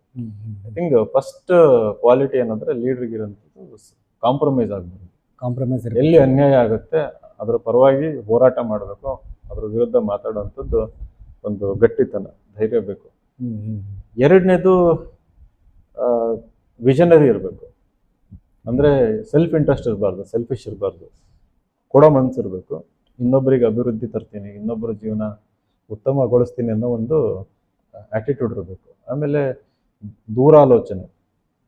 10, 20, 30 ವರ್ಷ ಆದ್ಮೇಲೆ ಅವ್ರನ್ನ ನಂಬ್ಕೊಂಡಿರೋಂಥ ಜನ, ಅವ್ರ ಬದುಕು ಹೆಂಗಿರ್ಬೇಕು, ಅವ್ರು ಯಾವ ಊರಿಂದ ಸ್ಪರ್ಧೆ ಮಾಡಿರ್ತಾರೆ ಆ ಊರ್ ಹೆಂಗಿರ್ಬೇಕು, ಅವ್ರು ಯಾವ ರಾಜ್ಯಕ್ಕೆ ಬಿಲಾಂಗ್ ಆಗಿರ್ತಾರ ಆ ರಾಜ್ಯ ಹೆಂಗಿರ್ಬೇಕು, ಯಾವ ದೇಶಕ್ಕೆ ಬಿಲಾಂಗ್ ಆಗಿರ್ತಾರ ಆ ದೇಶ ಹೆಂಗಿರ್ಬೇಕು, ಸೊ ಆ ವಿಷನ್ ಇರ್ಬೇಕು. ಸೊ ಇವೆಲ್ಲ ಇದ್ರೆ ಒಳ್ಳೆ ಲೀಡರ್. ನಾನು ಇನ್ನೂ 1% ಆಗಿಲ್ಲ. ನಾನು I am trying to be a leader. ಈಗ ಅಂಬೆಗಾಲಿಟ್ಟು ಬರ್ತಾ ಇರೋಂಥದ್ದು. ಬಟ್ ಓದಿ ತಿಳ್ಕೊಂಡಿರೋದು ಕೇಳಿರೋದು ಪ್ರಕಾರ ಅವನ್ನ ಫಾಲೋ ಮಾಡೋದಕ್ಕೆ ಪ್ರಯತ್ನ ಮಾಡ್ತಾ ಇದ್ದೀನಿ. 40 ವರ್ಷ ಜರ್ನಿ ಇದೆ ಮುಂದೆ. ದುಡ್ಡಿನ ಏನು ಇಂಪ್ಯಾಕ್ಟ್ ಇದೆ ಸರ್? ಇದು ಪೊಲಿಟಿಕಲ್ ಲೀಡರ್ ಆಗ್ತಿರ್ತೀವಲ್ಲ, ಅಷ್ಟು ದುಡ್ಡಿಂದ ಏನು ಇರುತ್ತೆ ಅಂತ ದುಡ್ಡು ಬಂದಿದ್ದು ಕರ್ನಾಟಕ ರಾಜಕಾರಣದಲ್ಲಿ ಅಥವಾ ಇಡೀ ದೇಶದ ರಾಜಕಾರಣದಲ್ಲಿ ಲಾಸ್ಟ್ 20 years ಇಂದ. ಮುಂಚೆ ದುಡ್ಡು ಇಲ್ದಂಗೆನೆ ಮಂಡಕ್ಕಿ ಹಂಚಿ ಉಪ್ಪಿಟ್ಟು ಮಾಡಿಸಿ ಎಲ್ಲ ಎಲೆಕ್ಷನ್ ಮಾಡ್ತಾ ಇದ್ರು. ಇನ್ಫ್ಯಾಕ್ಟ್ ಜನಗಳೇ ದುಡ್ಡು ಹಾಕಿ ಎಲೆಕ್ಷನ್ ಮಾಡ್ತಾ ಇದ್ರು. ಈಗಲೂ ಆ ಒಳ್ಳೆತನ ಜನಗಳ ಹತ್ರ ಇದೆ. ಅವ್ರನ್ನ ಕರಪ್ಟ್ ಮಾಡಿರೋಂಥವ್ರು ಈ ಬಿಸ್ನೆಸ್ ಪೀಪಲ್, ದೊಡ್ಡ ದೊಡ್ಡ ಇಂಡಸ್ಟ್ರಿಯಲಿಸ್ಟು, ರಿಯಲ್ ಎಸ್ಟೇಟ್ ಅವರೆಲ್ಲ ಬಂದು ರಾಜಕಾರಣನ ಕ್ಯಾಪ್ಚರ್ ಮಾಡ್ಕೊಂಡು ಅವರಿಗೆ ಅವ್ರ ಕೆಲಸ ಮಾಡಿರೋದ್ರ ಮೇಲೆ ಓಟ್ ಕೇಳೋ ಶಕ್ತಿ ಇಲ್ಲ, ಅಥವಾ ಅವ್ರ ವ್ಯಕ್ತಿತ್ವದ ಮೇಲೆ ಓಟ್ ಕೇಳೋ ಶಕ್ತಿ ಇಲ್ಲ. ಆ ಒಂದು ನೈತಿಕತೆ ಏನು ಇಲ್ಲ ಅವರಿಗೆ. ಸೊ ಹಾಗಾಗಿ ದುಡ್ಡು ಕೊಟ್ಟು ಓಟ್ ಕಂಡ್ಕೊಳ್ಳೋದನ್ನ ಶುರು ಮಾಡ್ಕೊಂಡ್ಬಿಟ್ರು. ಸೊ ಅದು ಒಂದು ಕಲ್ಚರ್ನ ಶುರು ಮಾಡ್ಕೊಂಡ್ಬಿಟ್ಟಿದ್ದಾರೆ. ಅದನ್ನ ಬ್ರೇಕ್ ಮಾಡ್ಬೇಕಂದ್ರೆ ಅವ್ರು ರಿಪ್ಲೇಸ್ ಆಗ್ಬೇಕು. ಆ ಥರ ರಾಜಕಾರಣಿಗಳು, ಒಳ್ಳೆ ರಾಜಕಾರಣಿಗಳು ರಿಪ್ಲೇಸ್ ಆದ್ರೆ ಐ ಥಿಂಕ್ ಜನ ಏನು ದುಡ್ಡು ಎಕ್ಸ್ಪೆಕ್ಟ್ ಮಾಡಲ್ಲ. ನೀವು ಅವ್ರ ಊರಿಗೆ ಒಂದು ಒಳ್ಳೆ ಅಭಿವೃದ್ಧಿ ಕೆಲಸ ಮಾಡಿಕೊಟ್ರೆ ಜನ ದುಡ್ಡು ಕೇಳೋದನ್ನ ಬಿಟ್ಟೇ ಬಿಡ್ತಾರೆ. ನೀವು ಅವ್ರನ್ನ ಗೌರವದಿಂದ ನಡೆಸ್ಕೊಂಡ್ರೆ, ಅವರಿಗೆ ಒಂದು ರೆಸ್ಪೆಕ್ಟ್ ಕೊಟ್ರೆ ಯಾಕೆ ದುಡ್ಡು ಕೇಳ್ತಾರೆ. ಮಾಡ್ಬೇಕು. ಫೇಲಿಯರ್ ಮತ್ತೆ ಸಕ್ಸಸ್ಸಿಗೆ ನೀವು ಹೆಂಗ್ ನೋಡ್ತೀರಾ ಸರ್? ಎರಡು ಒಂದೇನೆ. Failure is a success, success is a failure ಅಂತಂದು ಎರಡನ್ನೂ ಈಕ್ವಲ್ ಆಗಿ ನೋಡ್ಬೇಕು. ರೈಟ್? ಅಲ್ಲಿ there is nothing called failure, there is nothing called success ಅಂತ. It is a never ending journey. ನೀವು ಸಕ್ಸಸ್ ಇದ್ದೀರಾ, ಸಕ್ಸಸ್ಫುಲ್ ಇದ್ದೀರಾ ನೀವು ಇವಾಗ? ಇಲ್ಲ, ಅದು ನಿಮ್ಮ ದೃಷ್ಟಿಕೋನ. ಅದು ನನ್ನ ಪ್ರಕಾರ I am not successful it. Right? ಅದು ಸಕ್ಸಸ್ ಅನ್ನೋದಿಲ್ಲ, ಅದು ನಿಜ. ಅದು ಫಿಲಾಸಫಿಕಲ್ ಅನ್ನಿಸ್ಬೋದಿತ್ತು. ಫೇಲ್ಯೂರ್ ಅನ್ಸೋದು ಅದು ಇನ್ನೊಬ್ರು ಇದರಿಂದ. ಫೇಲ್ಯೂರ್ ಕೆಲವೊಬ್ರಿಗೆ ಹಿನ್ನಡೆ ಅನ್ಸುತ್ತೆ. ನಮ್ಮ ಪ್ರಕಾರ ನೀವು ಸಕ್ಸಸ್ಫುಲ್ ಇದ್ದೀರಾ ಅಂತ ಅದು ಕಂಪೇರ್ ಮಾಡಿದಾಗ ಹಂಗೆ ಅನ್ಸುತ್ತೆ. ಬಟ್ ನನ್ನ ಪ್ರಕಾರ ನೀವು ಸಕ್ಸಸ್ಫುಲ್. ಸೊ ಇವರೇ ಸಕ್ಸಸ್ಫುಲ್ ಯೂಟ್ಯೂಬರ್. ಆಯ್ತಾ? ಎಲ್ಲಿ ತನಕ ಜೀವನದಲ್ಲಿ ಖುಷಿಯಾಗಿರ್ತಿರಲ್ಲ ಇವರು ಸಕ್ಸಸ್ಫುಲ್. ಎಲ್ಲಿ ತನಕ ಒಂದು 6-7 ಗಂಟೆ ಚಿಂತೆ ಇಲ್ದಂಗೆ ನಿದ್ದೆ ಮಾಡ್ತಿರಲ್ಲ ಇವರು ಸಕ್ಸಸ್ಫುಲ್. 3 ಹೊತ್ತು ಊಟ ಸಿಕ್ಕರು ಸಕ್ಸಸ್ಫುಲ್ಲೇ. ಬಟ್ ದೊಡ್ಡ ಕನ್ಸು ಕಾಣಬೇಕು. ಆ ದೊಡ್ಡ ಕನ್ಸು ಕಾಣ್ಕೊಂಡು ಹೋಗ್ಬೇಕಾದ್ರೆ ಸೆಟ್ ಬ್ಯಾಕ್ಸ್ ಆಗುತ್ತೆ. ಅವು ಫೇಲ್ಯೂರ್ ಅಲ್ಲ ಅದು. ಬಟ್ ಅವೆಲ್ಲ ಎಲ್ಲರಿಗೂ ಗೊತ್ತಿರಂಗೆ ಲೆಸನ್ಸ್ ಅದು. ಈಗ MP ಎಲೆಕ್ಷನ್ ಅಲ್ಲಿ ಆಗಿದ್ದು ನಾನು ಅದನ್ನ ಆಶೀರ್ವಾದ ಅಂತ ತಗೊಂಡಿದ್ದೀನಿ. ಸೋಲ್ ಅಂತ ತಗೊಂಡಿಲ್ಲ ನಾನು. ಬೇರೆಯವ್ರಿಗೆ ಅದು ಫೇಲ್ಯೂರ್ ಅನ್ನಿಸ್ಬೋದು, ಬಟ್ ನನಗೆ ಅದು ಒಂದು ಸ್ಟೆಪ್ಪಿಂಗ್ ಸ್ಟೋನ್. ಇನ್ಫ್ಯಾಕ್ಟ್ ಹಂಗಾಗಿದೆ ಅದು. ಆಯ್ತಾ? ನಾವ್ ಯಾವಾಗ್ಲೂ ಪ್ರಯತ್ನ ಮಾಡಿದಾಗ ಒಂದು ಸಣ್ಣ ಸೋಲ್ ಇರ್ಬೋದು, ಗೆಲುವಿರ್ಬೋದು. ಸೊ ನೆಕ್ಸ್ಟ್ ಸ್ಟೆಪ್ಪಿಗೆ ಹೆಲ್ಪ್ ಮಾಡುತ್ತೆ. ನಾವ್ ಹೆಂಗ್ ತಗೊಳ್ತೀವಿ ಅನ್ನೋದ್ರ ಮೇಲೆ ಡಿಪೆಂಡ್ ಆಗುತ್ತೆ. ನಿಮ್ದು ಒಂದು ವಿಡಿಯೋ ನೋಡಿದ್ದೆ ನಾನು, ರೋಡ್ ಅಗಲೀಕರಣ ಬಗ್ಗೆ. ಇದು ಹೊಸಪೇಟೆ, ಹೊನ್ನಳ್ಳಿ, ಹರಿಹರ, ಅದ್ರ ಬಗ್ಗೆ ಅಲ್ಲಿ ಭಾಳ ಆಕ್ಸಿಡೆಂಟ್ ಆಗ್ತಾ ಇದ್ದೇವೆ. ಅದ್ರ ಬಗ್ಗೆ ನೀವು ಏನು ಆಕ್ಷನ್ ತಗೊಳ್ತೀರಾ ಅಂತ? ಈಗಲೂ ಒಬ್ಬರನ್ನ ಭೇಟಿಯಾಗಿ ಬಂದೆ ಬೆಳ್ಳೂಡಿನಲ್ಲಿ, ಕೃಷ್ಣಪ್ಪ ಅಂತ. ಪಾಪ ಅವರು ತುಂಬಾ ಹೋರಾಟ ಮಾಡಿದ್ರು. ಒಳ್ಳೆ ಲೀಡರ್ ಅಲ್ಲ ಭಾಗದಲ್ಲಿ, ಯೂತ್ ಲೀಡರು. ಎಲ್ಲೇ ಅನ್ಯಾಯ ಆದ್ರೂ ಹೋರಾಟ ಮಾಡೋಂಥ ವ್ಯಕ್ತಿ. ಅವ್ರು ಯಾವುದೋ ಒಂದು ಬೊಲೆರೋ ಗಾಡಿ ಗುದ್ಕೊಂಡು ಹೋಗಿದ್ದೆ, ಇದು ಫುಲ್ ಕಟ್ಟಾಗಿ ಹೋಗ್ಬಿಟ್ಟಿತ್ತು. ಅದನ್ನ ಮಣಿಪಾಲಲ್ಲಿ ಹೋಗಿ ಜೋಡಿಸ್ಕೊಂಡು ಬಂತಾರೆ. Fortunately is alive and is will power ಸಿಕ್ಕಾಬಿಟ್ಟು ಸ್ಟ್ರಾಂಗ್ ಇದೆ. ಬಹಳ ಗಟ್ಟಿ ಮನುಷ್ಯ. ಸೊ ಈಗ ಮಾತಾಡ್ತಾ ಬಂದೆ, ಅವ್ರು ಹೇಳಿದ್ರು, ಸರ್ ನಂದಾಗಿ ನೆಕ್ಸ್ಟ್ ಡೇನೆ ಇನ್ನೊಂದಾಯ್ತು, ಮತ್ತೆ ನೆಕ್ಸ್ಟ್ 2 days ಅಲ್ಲಿ ಒಂದು 4 ಆಕ್ಸಿಡೆಂಟ್ ಆಗಿದೆ ಅಂತ. ಸೊ ಅದು ಹೊಸಪೇಟೆಯಿಂದ ಶಿವಮೊಗ್ಗಕ್ಕೆ ಹೋಗುವಂತ ರಾಜ್ಯ ಹೆದ್ದಾರಿ 25 ಅದು ಚತುಷ್ಪಥ ಆಗ್ಬೇಕಂತ, 4 lane ಆಗ್ಬೇಕು. ಅಷ್ಟು ಟ್ರಾಫಿಕ್ ಇದೆ, ಯಾರು ಕೇರೆ ಮಾಡಲ್ಲ. ಪ್ರತಿದಿನ ಓಡಾಡ್ತಾರೆ MLA ಗಳು. ಹೆಂಗ್ ಸರ್ ಅದು? ಯಾರು ಕೇರ್ ಮಾಡಿಲ್ಲ ಅಂದ್ರೆ ಜನ ಹಿಂಗೆ ನಾನು ಆಗ್ಲೇ ಹೇಳಿದ್ನಲ್ಲ, ಜನಕ್ಕೆ ಎಲ್ಲಂತ ಹೋರಾಟ ಮಾಡ್ತಾರೆ. ಈಗ ನಾವು ಮಲೆಬೆನ್ನೂರಲ್ಲಿ ಹೋಗಿ ಹೋರಾಟ ಮಾಡ್ತೀವಿ ಅಂತ ಒಂದು ಟೆಂಟ್ ಹಾಕೊಂಡು ಮೈಕ್ ಹಾಕೊಂಡು ಇದು ಮಾಡಕ್ ಹೋದ್ವಿ. ಅಲ್ಲಿ ಯಾವನೋ ಒಬ್ಬ ರಾಜಕಾರಣಿ ಹರಿಹರದನು ಪೊಲೀಸ್ನ ಕಳಿಸ್ಬಿಟ್ಟು, ಸರ್ ನೀವು ಇಲ್ಲಿ ಮೈಕ್ ಇಟ್ಕೊಂಡು ಮಾತಾಡಂಗಿಲ್ಲ ಅಂತಂದು. ಹೊಟ್ಟೆ ಅವರಿಗೆ. ಮಲೆಬೆನ್ನೂರು ಹರಿಹರಕ್ಕೆ ಬರುತ್ತಲ್ವಾ, ಅಲ್ಲಿ ನಾನು ಪಾಪ್ಯುಲರ್ ಆಗ್ಬಿಡ್ತೀನಿ. ನಾನು ಪಾಪ್ಯುಲರ್ ಆಗಲ್ಲ ಹೋಗಿದ್ದೆ. ನಾನು ಪಾಪ್ಯುಲರ್ ಆಗೋದಾದ್ರೆ ಇನ್ಸ್ಟಾಗ್ರಾಮಲ್ಲಿ ಆಗ್ಬಿಡ್ಬೋದು. ಆ ರೋಡಲ್ಲಿ ಅಗಲ ಆಗ್ಬೇಕು. ಜನಗಳಿಗೆ ನಿತ್ಯ ಏನು ಒಂದು ಕಷ್ಟ, ನೋವು, ಸಾವು ಆಗ್ತಾ ಇದೆ, ಅದು ಸ್ಟಾಪ್ ಆಗ್ಬೇಕು ಅನ್ನೋ ಒಂದು ಉದ್ದೇಶದಿಂದ ಹೋಗಿದ್ದು. ಅದೇ ಹೇಳಿದ್ನಲ್ಲ, ಚೇಲಗಳು ಅಂತಂದು. ಈ ತರದವರು ಈ ಅಭಿವೃದ್ಧಿ ಕೆಲಸಗಳು ಆಗದೇ ಇರೋ ರೀತಿ ನೋಡ್ಕೊಂತಾರೆ. ಇದು ಇವಾಗ ರೀಸೆಂಟ್ಲಿ RCB ಗೆದ್ದಿದ್ದೆ, ಅದ್ರ ಬಗ್ಗೆ ಏನ್ ಹೇಳ್ತೀರಾ ಸರ್? 11 ಜನ ತಿಳ್ಕೊಂಡಿದ್ದಾರೆ ಗೆದ್ದಿದ ಮೇಲೆ, ಅದ್ರ ಬಗ್ಗೆ ಸ್ವಲ್ಪ ಹೇಳಿ. ನಾನು RCB fan, Virat Kohli fan. ಅದ್ರ ಬಗ್ಗೆ ಟ್ವೀಟ್ ಮಾಡಿದ್ದೆ, ಒಂದು ವಿಡಿಯೋನು ಮಾಡಿದ್ದೆ. ಐ ಥಿಂಕ್ ವೈರಲ್ಲು ಆಯಿತು. ನಮ್ಮ ಬೆಂಗಳೂರು ಅಪಾರ್ಟ್ಮೆಂಟಿಂದ ಒಂದು ತೆಗೆದಿದ್ದೆ, ವೈರಲ್ಲು ಆಯ್ತದು. ಬಟ್ ನೆಕ್ಸ್ಟ್ ಡೇ ಅದೇನೊಂದು ಓಪನ್ ಬಸ್ ಪರೇಡ್ ಆಗಬೇಕಿತ್ತು. ಓಪನ್ ಬಸ್ ಪರೇಡ್ ಮಾಡಿಸ್ಬಿಟ್ಟು ಇವರು ವಿಧಾನಸೌಧದಲ್ಲಿ ಕಾರ್ಯಕ್ರಮ ಇಟ್ಕೊಂಡ್ರು. ಆಮೇಲೆ ಚಿನ್ನಸ್ವಾಮಿ ಗೇಟ್ ಕ್ಲೋಸ್ ಆಗಿತ್ತು. ಜನಗಳು ಇನ್ಫಾರ್ಮೇಶನ್ ಇಲ್ಲ, ಕನ್ಫ್ಯೂಷನ್, ಇಲ್ಲಿರ್ಬೇಕಾ ಅಲ್ಲಿ ಹೋಗ್ಬೇಕಾ, ಓಪನ್ ಬಸ್ ಪರೇಡ್ ಇರುತ್ತೋ ಇಲ್ವೋ ಅಂತ ಗೊತ್ತಿಲ್ಲ.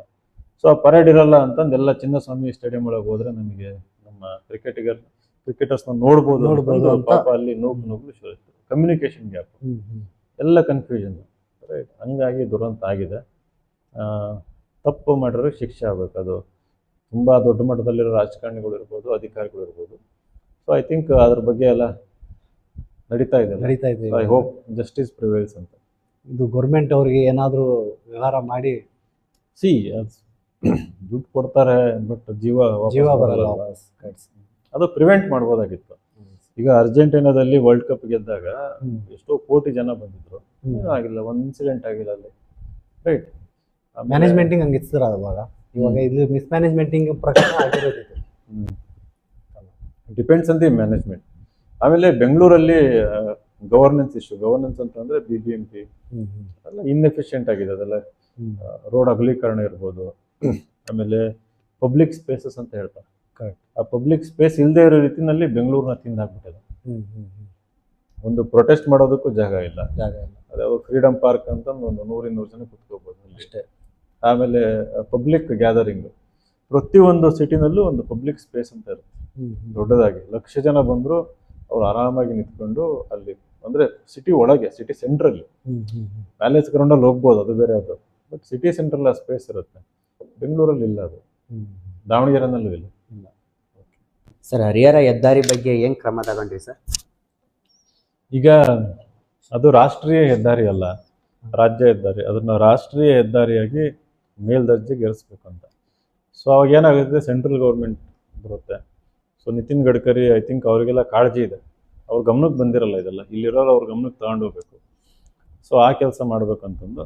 ಅದಾದ ನಂತರ ಆ ರೋಡಲ್ಲಿ ಅಲ್ಲಿ ಆಕ್ಸಿಡೆಂಟ್ ವಿಕ್ಟಿಮ್ಸ್ ಏನಿದ್ದಾರೆ, ಅವರು ಯಾರ್ಯಾರು ಈ ಸಮಸ್ಯೆಗೆ ಒಳಗಾಗಿದ್ದಾರೆ ಅವ್ರನ್ನೆಲ್ಲ ಸೇರಿಸ್ಕೊಂಡು ಒಂದು ಪಾದಯಾತ್ರೆ ಇಲ್ಲ ಒಂದು ದೊಡ್ಡ ಹೋರಾಟ ಮಾಡೋಣ. ಈಗ ರೀಸೆಂಟಾಗಿ ಆಗಿರೋ ವ್ಯಕ್ತಿಗಳ್ನ ಏನಾರ ಮೀಟ್ ಮಾಡೋ ಪ್ಲಾನ್ ಏನಾರು ಇದೆ ಸರ್? ಅದು ಇವತ್ತು ಮಾಡ್ಕೊಂಬಂದಲ್ಲಪ್ಪ, ಕೃಷ್ಣಪ್ಪನ ಅವ್ರನ್ನ ಮೀಟ್ ಮಾಡ್ಕೊಂಬಂದೆ. ಆಮೇಲೆ ಇನ್ನೊಂದು ಹೇಳಿದ್ರು, ಬೆಳ್ಳೂಡಿನಲ್ಲಿ ಇನ್ನೊಂದು ಹುಡುಗಿದು ಕಾಲು ಕತ್ತರಿಸೋಗಿದೆ ಅಂತ. ಪಾಪ ಶಾಲೆ ಹೋಗೋ ಹುಡುಗಿ, ಅವ್ರದ್ದು ಕಾಲು ಕತ್ತರಿಸಿದೆ. ಇವಕ್ಕೆಲ್ಲ ಹೇಳೋರಿಲ್ಲ, ಕೇಳೋರಿಲ್ಲ. ಈಗ ಬೆಂಗಳೂರಲ್ಲಿ ಈಗ 11 ಜನ ಇದಾದಾಗ ಅದು ದೊಡ್ಡ ಅನ್ಯಾಯ ಇಲ್ಲ ಅಂತಂದಲ್ಲ, ಇಡೀ ನ್ಯಾಷನಲ್ ನ್ಯೂಸ್ ಆಗುತ್ತೆ, ಇಂಟರ್ನ್ಯಾಷನಲ್ ನ್ಯೂಸ್ ಆಗುತ್ತೆ. ಬಟ್ ಈ ರೀತಿ ನಮ್ಮೂರಲ್ಲಿ ಇರ್ಬೋದು, ಪಕ್ಕದ ಊರಲ್ಲಿ ಇರ್ಬೋದು, ಇನ್ನೊಂದು ಜಿಲ್ಲೆಯಲ್ಲಿ ಇರ್ಬೋದು, ಪ್ರತಿ ವರ್ಷ ರೋಡ್ ಆಕ್ಸಿಡೆಂಟಲ್ಲಿ ನಮ್ಮ ದೇಶದಲ್ಲಿ 1,80,000 ಜನ ಸಾಯ್ತಾರೆ. ಈಗ ಕ್ಯಾನ್ಸರ್ಗಿಂತ ಜಾಸ್ತಿ ಸಾಯುವಂಥ ಜನಗಳು ಆಕ್ಸಿಡೆಂಟಿಂದಲೇ ಪ್ರತಿ ವರ್ಷ ಸಾಯುವಂಥದ್ದು. 1,80,000 ಹೋದ್ ಸರಿ ಸತ್ತಿರೋ 1,85,000. ಸೊ ಇದ್ರ ಬಗ್ಗೆ ಧ್ವನಿ ಎತ್ತಲೇಬೇಕಲ್ಲ. ಜನ ಬಗ್ಗೆ ಒಂದು ಹೋಪ್ ಇದೆ ಸರ್, ವಿನಯ್ ಕುಮಾರ್ ಸರ್ ನಮಗೆ ರೋಡ್ ಮಾಡಿಸ್ಕೊಡ್ತಾರ ಅನ್ನೋದು ಆ ಹೋಪು, ಅದ್ರ ಬಗ್ಗೆ ಏನಾರ ಸರ್? ನಾನು ಭಾಳ ದೊಡ್ಡವನಲ್ಲ, ನಾವು ಹೋರಾಟ ಮಾಡ್ಬೋದು, ಧ್ವನಿ ಎತ್ತಬೋದು, ಅದನ್ನ ಎಲ್ಲಿಗೆ ಮುಟ್ಟಿಸ್ಬೇಕು ಅಲ್ಲಿ ಮುಟ್ಟಿಸ್ಬೋದು, ಫಾಲೋ ಅಪ್ ಅಂತೂ ಮಾಡ್ತೀವಿ. ನಮ್ಮ ಪ್ರಯತ್ನ ನಾವು ಖಂಡಿತ ಮಾಡ್ತೀವಿ. ಅಧಿಕಾರದಲ್ಲಿ ಇದ್ದಿದ್ರೆ ಅದನ್ನ ಇಮಿಡಿಯೇಟ್ ಆಗಿ ಮಾಡಿಸ್ಕೊಡ್ತಾ ಇದ್ದೆ, ಯಾಕಂದ್ರೆ ಕನ್ಸರ್ನ್ ಇದೆ, ಮಾಡಲೇಬೇಕು ಅಂತ. ಅದು CM ಹತ್ರ ಹೋಗಿ ಕುತ್ಕೊಂಡು ಮಾಡೋದು, ಅಥವಾ ಡೆಲ್ಲಿನಲ್ಲಿ PM ಹತ್ರನ ಹೋಗಿ ಕುತ್ಕೊಂಡು ಮಾಡಿಸ್ತಾ ಇದ್ವಿ, ರೈಟ್. ಸೊ ಈಗ ನಾವೇ ಕಾಮನ್ ಮ್ಯಾನ್, ನಿಮ್ಮ ಥರನೇ, ಬಟ್ ಜೊತೆಗೆ ಇತ್ಕೊಂಡು ಹೋರಾಟ ಮಾಡ್ತೀವಿ. ಇವಾಗ ಜನಗಳ ಬಗ್ಗೆ ನಾವು ತಪ್ಪು ಮಾಡಿದೀವಿ ಸರ್. ಈಗ ನಾವು ಏನಾರ ನಿಮಗೆ ಮುಂದೆ ಸಪೋರ್ಟ್ ಮಾಡಿ ನಿಮ್ಗೆ ಏನಾರ ಗೆಲ್ಸಿದ್ರೆ ನಮಗೇನು ಒಂದು ಸೊಲ್ಯೂಷನ್ ಕೊಡ್ತೀರಿ? ಹೇಳಿದ್ನಲ್ಲಪ್ಪ, ಎಲ್ಲ ಅಭಿವೃದ್ಧಿ ಕೆಲಸಗಳನ್ನ ಖಂಡಿತ ಮಾಡ್ಕೊಡ್ತೀವಿ. ಬಂದಿರೋದೇ ಅಭಿವೃದ್ಧಿ ಮಾಡೋದಕ್ಕೆ, ನಾನೇನು ದುಡ್ಡು ಮಾಡ್ಕೊಳಕ್ ಬಂದಿಲ್ಲ ಅಥವಾ ಹೆಸರು ಮಾಡ್ಕೊಳಕ್ ಬಂದಿಲ್ಲ, ರೈಟ್. ಅಥವಾ ಏನಿಲ್ಲ, ನನಗೇನು ಸ್ವಂತ ಹಿತಾಸಕ್ತಿ ಅಂತಾರಲ್ಲ, ಅದು ಝೀರೋ, ಏನಿಲ್ಲ. ನಮಗೇನು, ನಮ್ಮ ಭಾರತ ಭಾಳ ಬ್ಯೂಟಿಫುಲ್ ಕಂಟ್ರಿ, ರೈಟ್. ಹಳ್ಳಿ ಬ್ಯೂಟಿಫುಲ್ ವಿಲೇಜಸ್, ಜನ ಬಹಳ ಒಳ್ಳೆಯವರು. ಅವರಿಗೆ ಸಿಗಬೇಕಾಗಿದ್ದು ಸ್ವಾತಂತ್ರ್ಯ ಬಂದು 75 ವರ್ಷ ಆದರೂ ಯಾಕೆ ಸಿಗ್ತಾ ಇಲ್ಲ ಅಂತ ಒಂದು ಕಾಡ್ತಾ ಇರೋ ಪ್ರಶ್ನೆ, ರೈಟ್. ಅದನ್ನು ಅವರಿಗೆ ತಲುಪಿಸ್ಬೇಕು ಅಂತಂದರೆ ರಾಜಕೀಯ ಅಧಿಕಾರ ಬೇಕು. ಸೊ ಅದಕ್ಕೋಸ್ಕರ ಬಂದಿರೋದಷ್ಟೇ. Thank you.